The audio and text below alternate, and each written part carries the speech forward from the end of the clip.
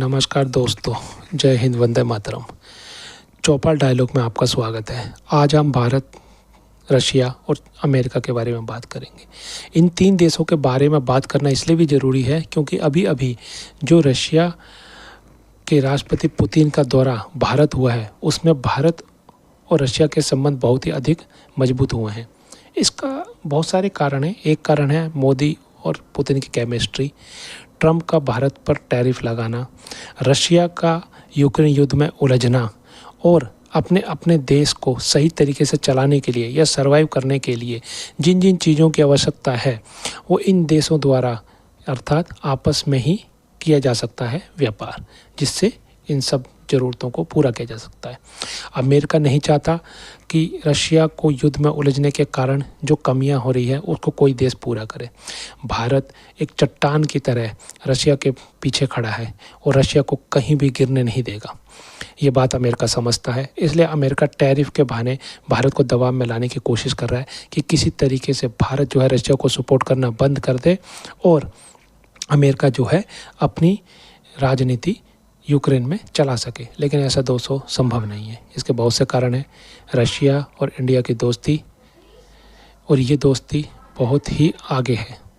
अब बात करते हैं कि इसका प्रभाव क्या है। इसके प्रभाव के बहुत सारे कारण हैं। पहला है कि डॉलर, जो डॉलर नहीं है, एक बॉन्ड है, एक ऐसा बॉन्ड जो अमेरिका ने गोल्ड के बदले जारी किया था और समस्त विश्व को आश्वस्त किया था कि जब भी वो डॉलर को वापस करेंगे उन्हें गोल्ड दिया जाएगा और तब तक आप एक डॉलर के रूप में समस्त विश्व में व्यापार कर सकते हैं।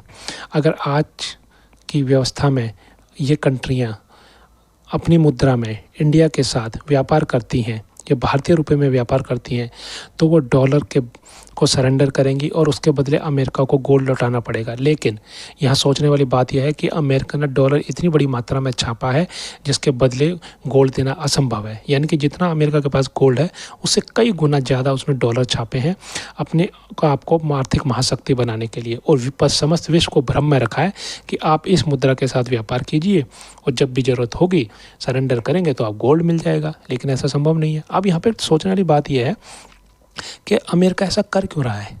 इसका कारण सीधा सा है। वो जानता था कि डॉलर कभी भी मार्केट से बाहर नहीं होगा और डॉलर अगर जैसे जैसे समस्त विश्व में फैल जाएगा तो सभी लोगों को इसी में व्यापार करना पड़ेगा और जब इसी में व्यापार करेंगे तो गोल्ड लौटाने का तो सवाल ही पैदा नहीं होता। लेकिन एक कहानी में यहाँ ट्विस्ट आ गया है।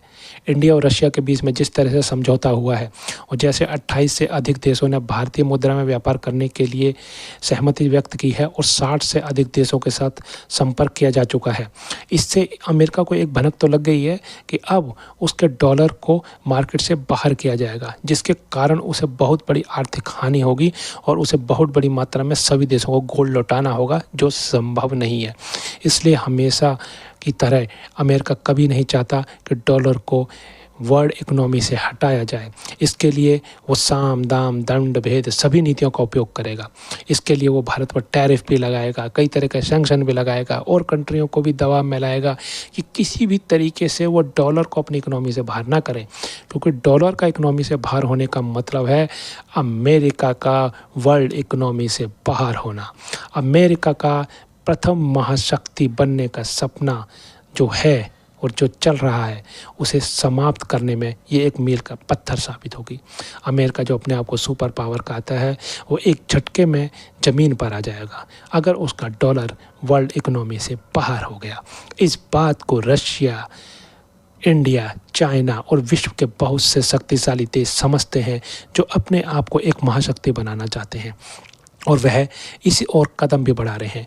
अब शंघाई कॉरपोरेशन हो या रशिया, पुतिन और इंडिया के बीच में जो भी संगठन बन रहा हो उसका सीधा सीधा प्रभाव अमेरिका पर पड़ेगा। और America think tank, America economics और अमेरिका के जो राजनीति के हैं वो ये जानते हैं कि ट्रंप की नीतियां अमेरिका को ले डूबेंगी। अगर अमेरिका यानी कि ट्रंप इसी तरह से भारत पर सैंक्शन लगाता रहा, उससे दूरियां बनाता रहा, तो ये सीधे सीधे भारत को रशिया के पाले में डालने के समान होगा। रशिया से भारत की नज़दीकियां बढ़ती जाएंगी और चाइना इसका सीधा सीधा फ़ायदा उठाएगा।